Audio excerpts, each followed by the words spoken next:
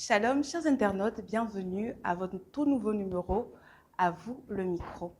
On pourrait la définir comme étant une communication avec Dieu. Mieux encore, la prière est une communion d'amour qui engage cœur et esprit, maintenant ainsi une relation profonde avec notre Créateur. La prière est l'essence de la vie chrétienne, pas très souvent simple à suivre. La preuve, les Écritures déclarent dans Matthieu 26, verset 41, « Veillez et priez afin que vous ne tombiez pas dans la tentation. L'esprit est bien disposé, mais la chair est faible. » Donc, que représente la prière pour vous et comment appliquez-vous cette recommandation divine dans vos vies? L'équipe de À vous le micro veut absolument tout savoir. Bon, pour moi, je dirais que la prière, c'est un acte d'adoration qu'on fait à soit une divinité. Voilà, ça dépend.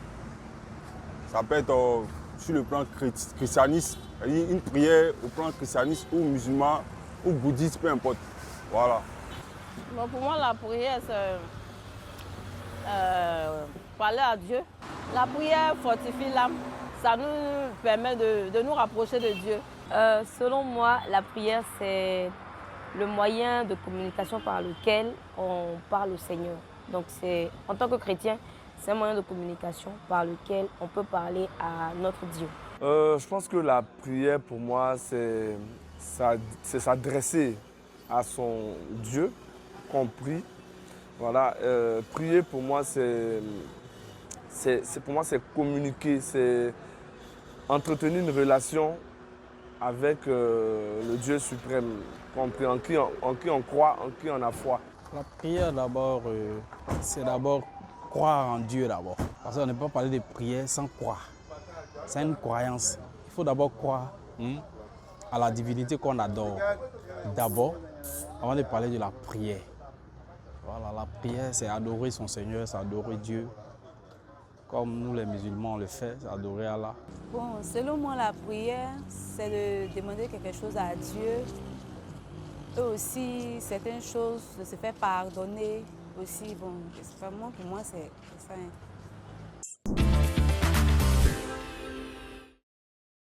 Bon, il est important de prier parce que la prière même là, ça permet de se connecter à soi-même. Voilà, parce que quand tu pries comme ça là, c'est-à-dire tu dégages des émotions, voilà, positives. Voilà. Donc ça permet de se connaître soi-même. Donc c'est important aussi.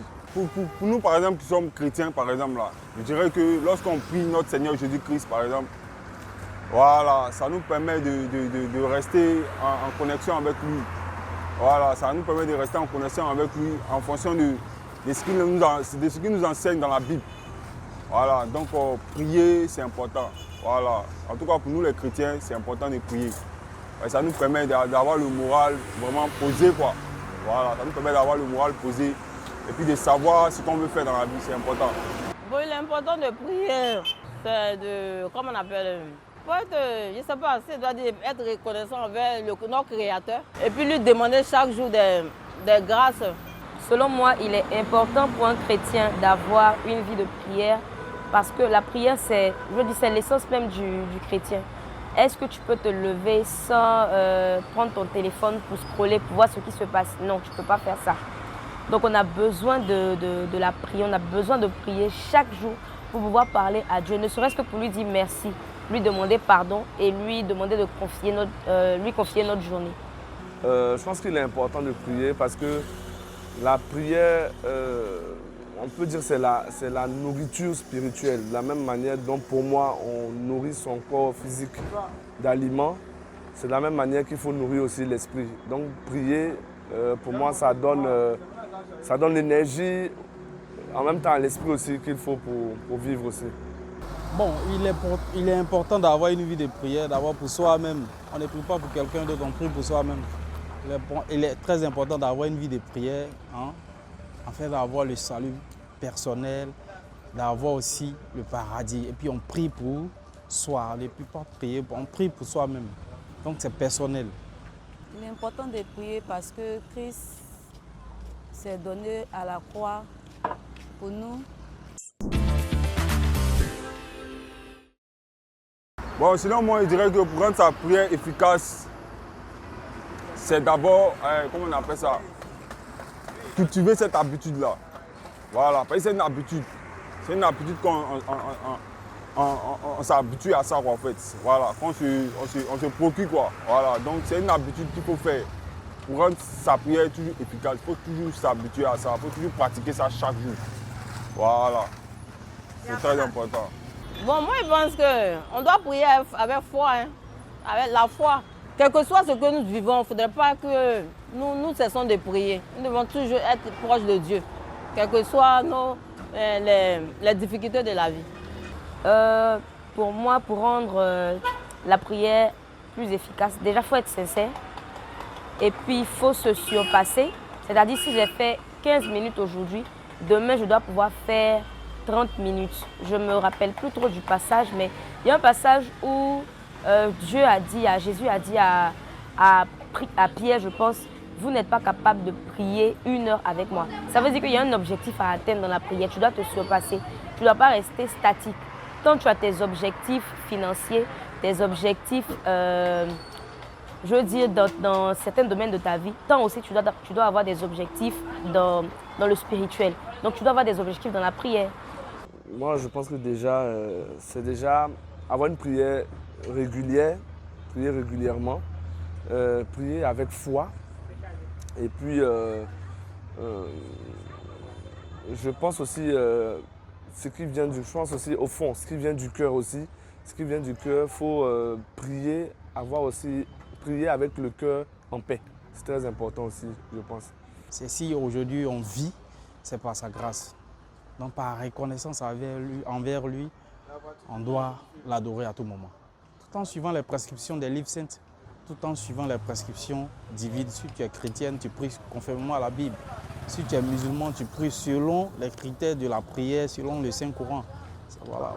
Moi en tout cas, c'est comme ça. C'est comme ça moi je vois les choses. Bon, c'est de prier sans cesse.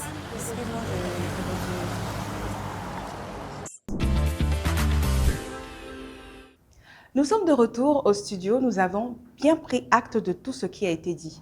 Cependant, il y a une personne habilitée à nous apporter un éclaircissement sur les profondeurs de la prière. L'homme de Dieu, le berger Yassine Kouadio, répond à nos différentes questions dans ce dernier élément. Sur ce, je vous retrouve très prochainement pour un nouveau sujet. À vous le micro. Je rends gloire, honneur et puissance à l'Éternel Dieu des armées. Je bénis le nom de Jésus-Christ et je bénis le nom du Saint-Esprit. Je suis très heureux en ce jour merveilleux et glorieux de venir encore parler de la prière.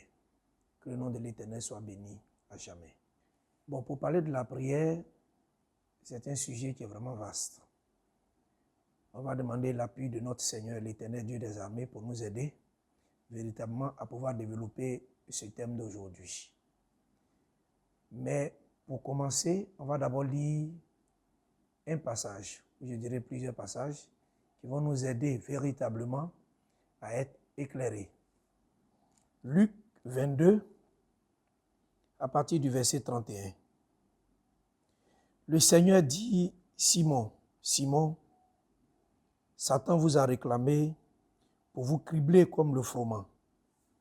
Mais j'ai prié pour toi afin que ta foi ne défaille point. Et toi, quand tu seras converti, affermis tes frères. Seigneur, lui dit Pierre, je suis prêt à aller avec toi et en prison et à la mort. Et Jésus dit, Pierre, je te le dis, le coq ne chantera pas aujourd'hui que tu n'aies nié 3 fois de me connaître. Amen. On va s'arrêter là d'abord. La prière est une recommandation de Dieu, une recommandation divine. Une recommandation divine dans la mesure où Jésus lui-même, en tant que fils de Dieu, priait. Et vous voyez un peu dans ce passage-là, le Seigneur dit que le diable a réclamé les disciples. Il les a réclamés. C'est pour dire que il y a des moments où l'ennemi nous réclame. Et quand l'ennemi nous réclame, qu'est-ce que nous devons faire? On doit se lever dans la prière, on doit se disposer, suivre les recommandations du Seigneur pour ne pas que l'ennemi ait raison de nous. Mais ici, précisément, Jésus-Christ a prié pour que la foi de Pierre ne défaille point. Pourquoi j'insiste là-dessus? Jésus a prié pour que la foi de Pierre ne défaille point. Parce que si Pierre perd la foi, ça n'est fini pour lui.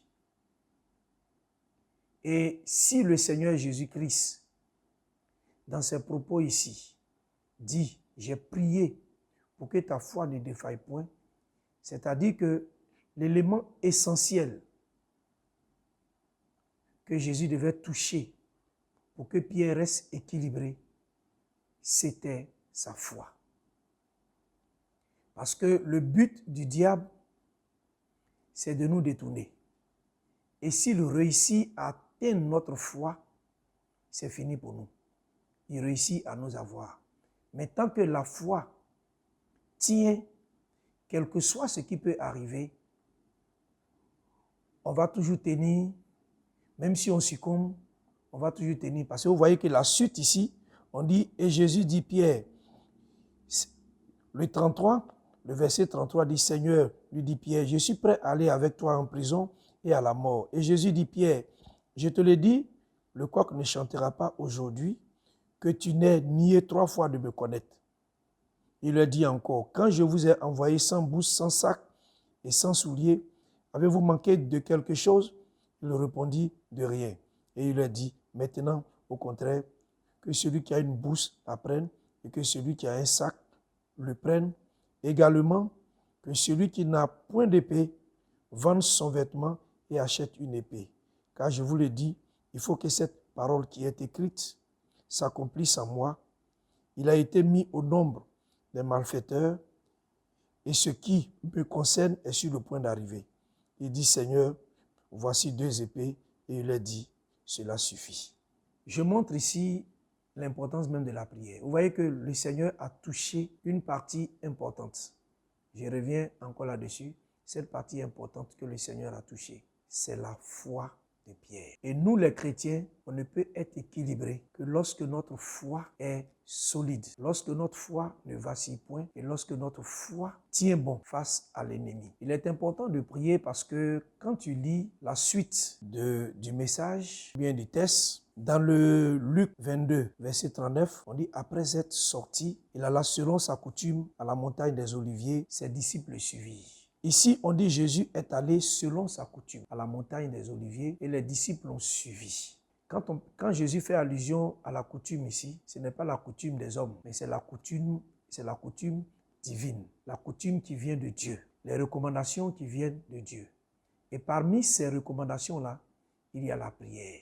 Jésus-Christ pouvait dire, étant donné que je suis fils de Dieu et que j'ai tout reçu de mon Père, je ne prie pas. Et je reçois tout et je suis victorieux. Mais ici, Jésus-Christ partait à Gethsémane pour préparer l'aspect spirituel. Parce que la prière est d'abord spirituelle. Elle n'est pas physique, elle est spirituelle. Donc, Jésus-Christ devait aller mourir à la croix. Mais avant qu'il ne parte mourir à la croix, il a d'abord pris le temps de préparer l'aspect spirituel d'abord. Il ne s'est pas levé comme ça pour aller à la croix, sans toutefois préparer l'aspect spirituel d'abord. Parce que l'aspect spirituel, c'est l'aspect spirituel qui permet au physique de pouvoir s'accomplir. Tant que le spirituel n'est pas bien préparé, on ne peut jamais obtenir une victoire dans le physique. Tout se passe dans le spirituel. Vous voyez, nous sommes dans un monde où il y a le côté spirituel et puis il y a le côté physique. Côté physique, c'est ce que j'appelle œil nu, ce qu'on voit à l'œil nu. Mais ce qu'on voit à l'œil nu n'est pas forcément le plus important. Le plus important d'abord vient dans le spirituel d'abord. Une fois que on a gagné la bataille spirituelle, physiquement, on peut obtenir toutes sortes de batailles. Mais si la bataille spirituelle n'est pas gagnée, on ne pourra jamais obtenir une bataille quoi? Physique, c'est-à-dire à l'œil nu. Et Jésus-Christ, qui est un sachant, qui connaît le spirituel et à la fois aussi le physique, il était dans le physique, mais il œuvrait dans les deux. Il œuvrait dans le spirituel, il œuvrait dans le physique. Le diable se trouve dans le spirituel. Le diable n'est pas visible, sauf si de temps en temps, il se présente physiquement à certaines personnes. Le diable est dans le spirituel. Donc, nous, les enfants de Dieu, il est important que nous l'attaquions dans le spirituel. Si on veut véritablement avoir une vie de prière, il faut l'attaquer dans le spirituel. Et c'est ce que Jésus va faire. Jésus sait qu'il doit aller mourir à la croix. Mais il ne peut pas se lever comme ça pour aller à la croix s'il ne prépare pas le spirituel. S'il ne prépare pas le spirituel, il va échouer. Et pour ne pas échouer, qu'est-ce qu'il fait? Il va à Gethsémani. C'est pour cela, ce passage dit, après être sorti, là selon sa coutume à la montagne des Oliviers, ses disciples le suivirent. Lorsqu'il fut arrivé dans ce lieu, il leur dit, priez afin que vous ne tombiez pas en tentation. Il va préparer l'aspect spirituel. Il avait l'habitude de prier. C'est pour ça qu'on dit selon sa coutume. Il avait l'habitude aussi d'aller au mont des Oliviers pour aller prier. Ça veut dire que Jésus-Christ avait une vie de prière. Donc il est important que nous aussi les chrétiens, nous ayons aussi une vie de prière. Si le maître lui-même a eu une vie de prière, nous devons emboîter sur le pas, avoir aussi une vie de prière aussi. Donc ici, il va au mont des Oliviers pour aller disposer le spirituel. Mais au mont des Oliviers, il va avoir une bataille. Mais cette bataille va se faire de manière invisible, puisque c'est dans le spirituel. Donc, il est difficile de voir cela à l'œil nu. Et il prévient ici ses disciples en leur disant, veillez et priez pour ne pas tomber à la tentation. Ça veut dire que quelqu'un qui ne prie pas, il succombe très facilement à la tentation. Il a pris Pierre, Jacques et Jean. Il a pris les trois parce qu'il s'est dit que parmi les disciples, c'était les trois qui étaient un peu plus forts spirituellement. Il les a envoyés pas pour qu'ils puissent le soutenir en prière, non, mais pour qu'eux-mêmes, ils puissent se lever et prier parce que le diable les avait quoi? Réclamés. Et il les a envoyés pour qu'ils puissent aussi se disposer et prier. Et regardez la suite. Puis il s'éloigna d'eux à la distance d'environ un jet de pierre et s'étant mis à genoux, il pria. On dit qu'il s'est éloigné des disciples et qu'est-ce qu'il a fait? Il a commencé à prier. Il va se mettre à l'écart. Il va se mettre à prier. S'il se met à l'écart, c'est parce qu'il sait que la bataille qu'il s'en va livrer là, les disciples n'ont pas cette force-là pour livrer cette bataille-là. Donc, il s'éloigne d'eux. Mais il leur recommande de prier, de se lever dans la prière. Et à partir de cet instant, on dit Jésus va se mettre à genoux pour prier. Regardez un peu. Lui, le Créateur, lui, le Fils de Dieu, il se met à genoux pour prier. Mais quand Jésus se met à genoux pour prier, c'est pour montrer un peu la portée de la situation, je dirais même de l'événement, de l'action qu'il doit poser à la croix, de la victoire qu'il doit obtenir. Il doit obtenir une grande victoire. Fort de cela, il ne plaisante plus. Qu'est-ce qu'il fait? Il va se mettre à genoux. Il va se mettre à genoux, pas parce qu'il se met à genoux devant le diable. Non, il se met à genoux devant son Père. Pour que son Père puisse quoi?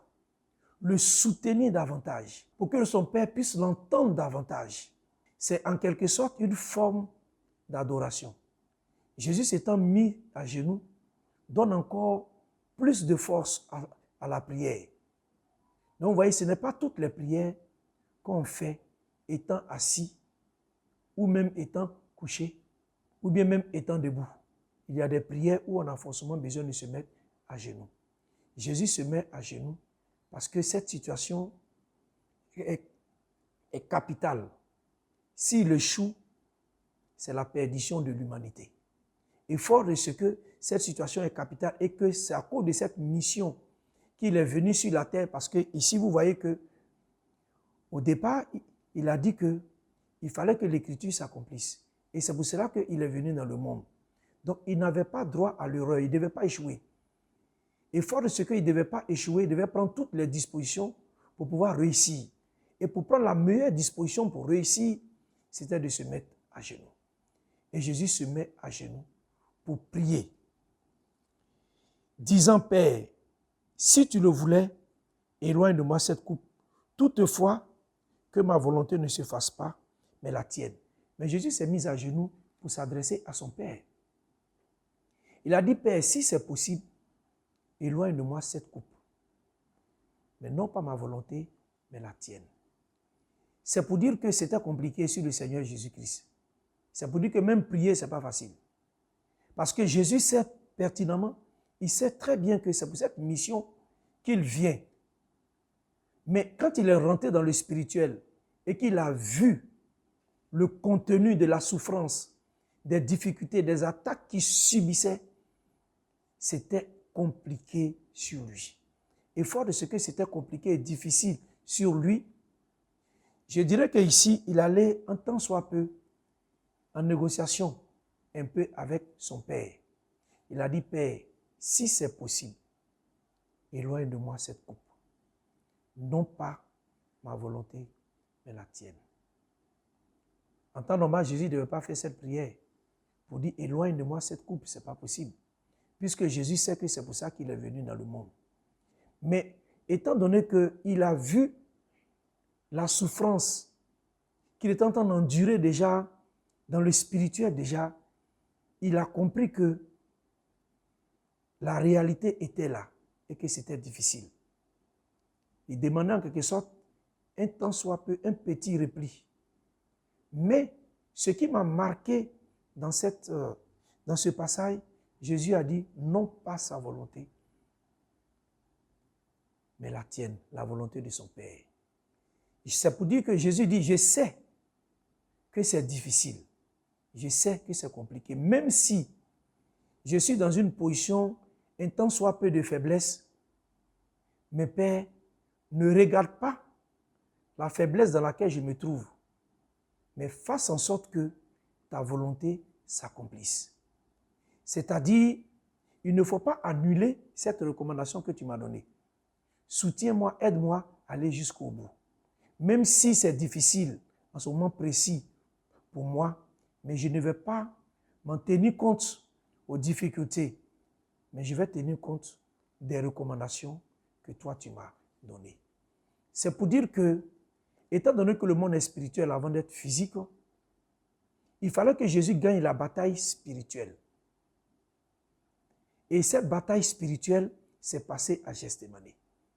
Cette bataille spirituelle ne s'est pas passée à la croix. Elle s'est passée à Gethsémani. Parce que si Jésus-Christ échouait à Gethsémani, ma foi, il n'allait pas pouvoir aller à la croix. Et pour qu'il puisse aller à la croix, il fallait d'abord qu'il obtienne la bataille spirituelle d'abord. Et il a obtenu cette bataille spirituelle étant à Gethsémani.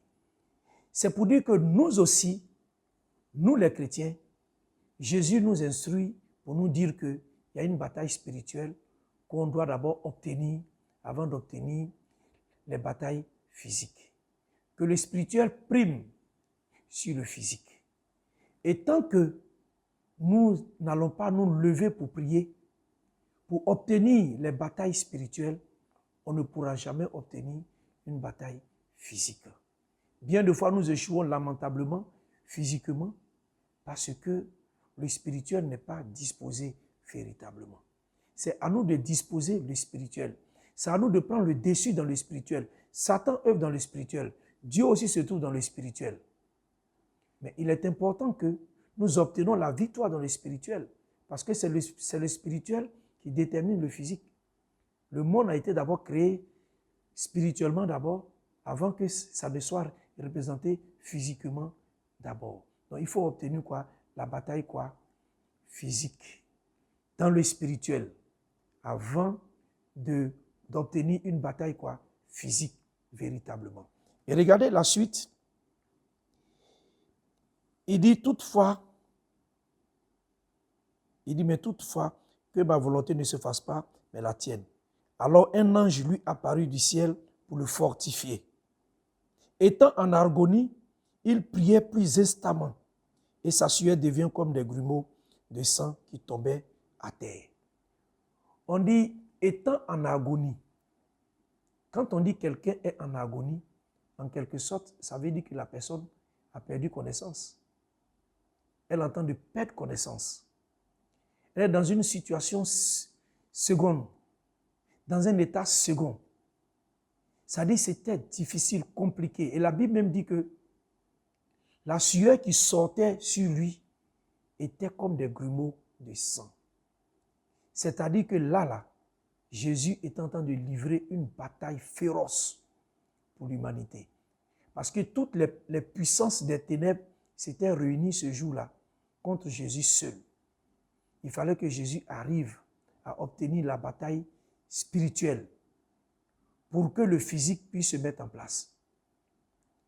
Donc, ici, Jésus est en train de combattre. Donc, la prière aussi, quand on fait une prière, il y a des prières de combat aussi. Ici, Jésus s'est adressé à son Père, mais dans cette même veine, il était aussi en train de combattre. Il combattait les puissances des ténèbres. Il ne fallait pas qu'il défaille. Sa foi ne devait pas être quoi? Défaillante. Sa foi devait être quoi? Tenir ferme. Il fallait que lui aussi, il arrive à tenir ferme spirituellement, physiquement, pour qu'il puisse aller à la croix. C'est pourquoi vous constatez ici que cette bataille que Jésus est en train de livrer n'était pas une petite bataille. C'est pour dire que la prière, ce n'est pas chose facile. Ce n'est pas quelque chose de facile. Bien de fois, quand tu es dans le vrai et dans le véritable, dès lors que tu veux te mettre en prière, automatiquement, même quand tu te mets à genoux, c'est le sommeil qui arrive.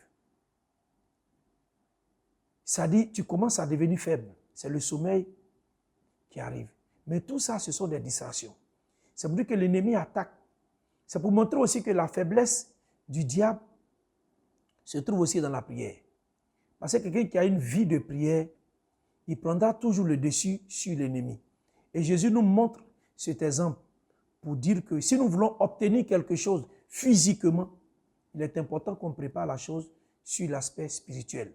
Ça, c'est important. Même si nous avons une grande réunion, si on travaille, on a une réunion, il ne faut pas te lever comme ça pour rentrer dans une réunion. Il faut préparer l'aspect spirituel d'abord. Si tu as un voyage à faire, il faut préparer l'aspect spirituel d'abord. Si tu as un examen à passer, il faut préparer l'aspect spirituel d'abord. Si tu as un discours à annoncer, il faut préparer l'aspect spirituel d'abord si tu es chrétien.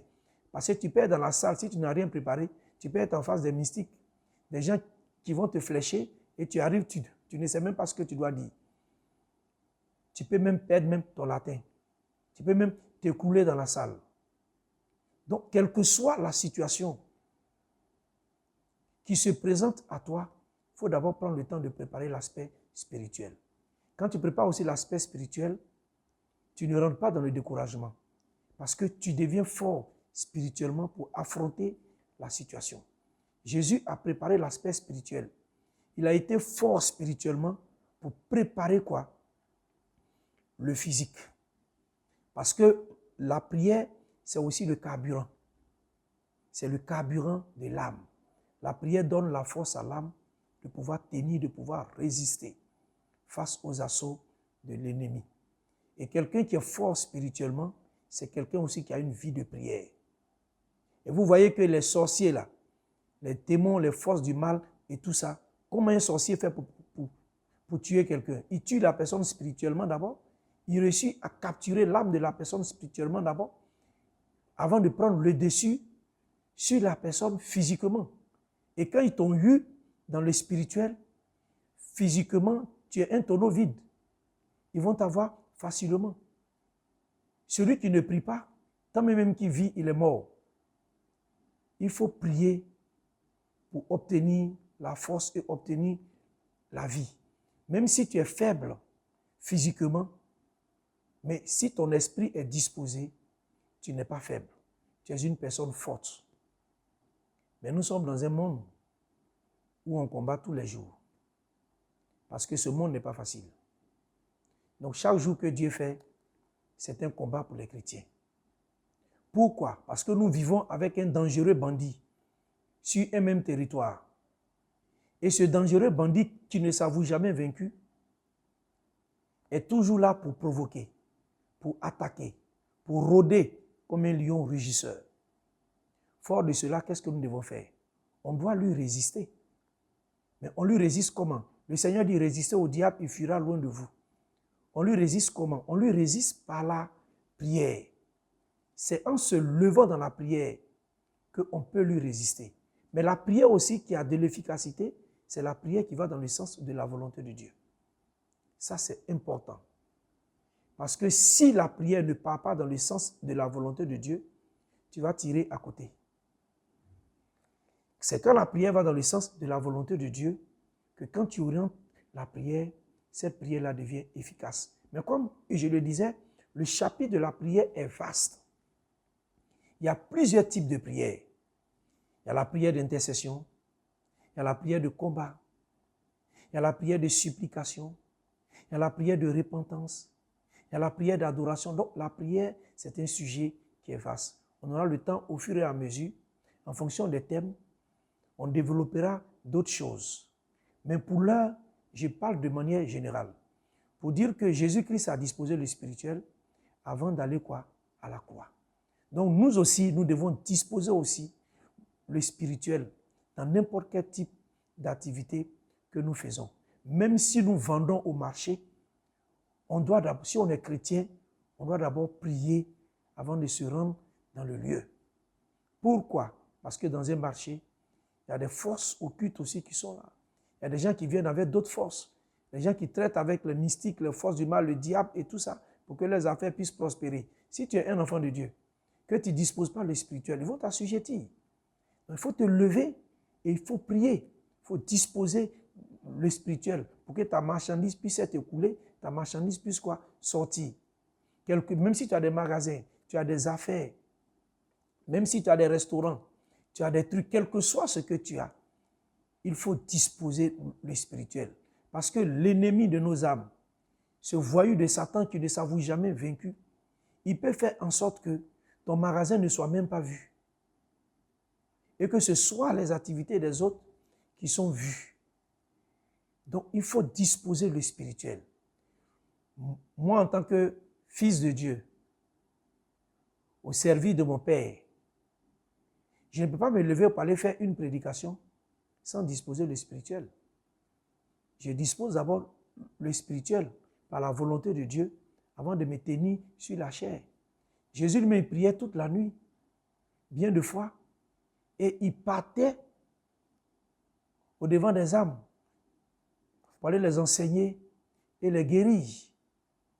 Donc nous aussi, nous avons besoin de disposer le spirituel avant même de venir prêcher, avant même de venir annoncer les oracles du Seigneur. Il faut d'abord disposer le spirituel d'abord. Parce que tant que le spirituel n'est pas disposé, on ne peut rien faire. Quand tu as bien disposé le spirituel, le physique, ce n'est qu'une formalité. Parce que le diable qui est dans le spirituel, il sait que quand tu es fort spirituellement, il a peur de toi. Il te craint. Pour qu'un chrétien soit vraiment fort spirituellement, il faut que le chrétien se lève dans la prière. Parce que la prière est spirituelle, elle n'est pas physique. Une prière ne peut être efficace que lorsqu'elle va dans le sens de la volonté de Dieu. Aller dans le sens de... Jésus savait qu'il devait aller mourir. Il avait déjà reçu cette recommandation de son Père. Donc nous recevons d'avance les recommandations de Dieu. Et fort de ce que nous recevons les recommandations de Dieu, nous ne faisons que les mettre en application.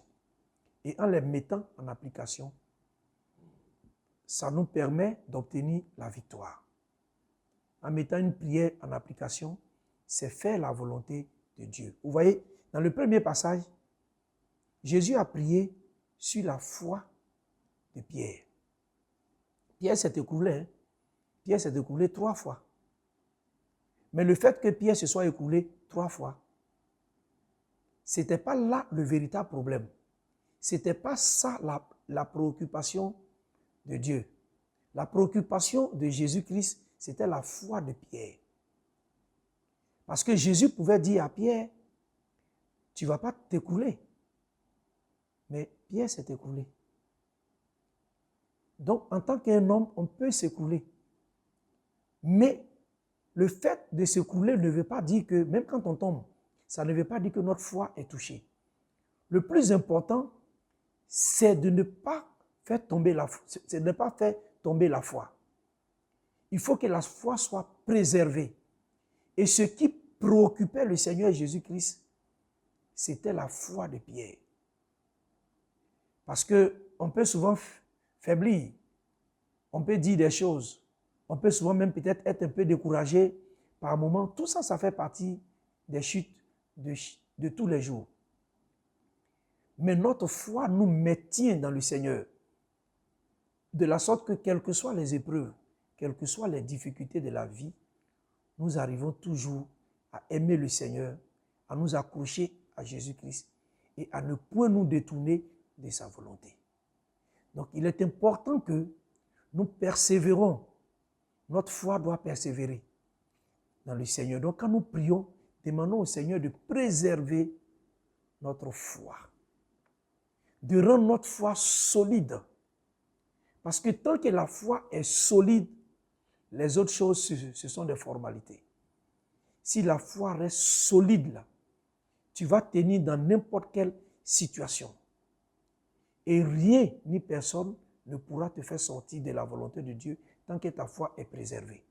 Mais une fois que l'ennemi a réussi à récupérer, à faire vaciller ta foi, à faire tomber ta foi, l'ennemi t'a assujetti. Il t'éloigne de la volonté de Dieu et il te détruit au fur et à mesure. Il te tue. Parce qu'une fois que ta foi est atteinte, c'est la mort spirituelle. Et une fois que tu es mort spirituellement, c'est fini pour toi. Donc il est important que nous restions fermes, en demeurant fermes dans la volonté de Dieu, mais surtout dans la prière, et demander au Seigneur de préserver notre foi, qui est le socle, quelque chose de très solide. Tant que notre foi restera solide devant Jésus-Christ, rien ne pourra nous ébranler au nom de Jésus. Je remercie le Seigneur et j'espère que les auditeurs ou toutes les personnes qui vont m'écouter vont prendre très au sérieux cette recommandation divine que je viens de leur donner de la part de notre Seigneur. Il est important que les chrétiens se lèvent dans la prière, les véritables chrétiens. Si tu n'es pas aussi un vrai chrétien, cherche à être dans le vrai. Et le vrai, c'est Aïda JC.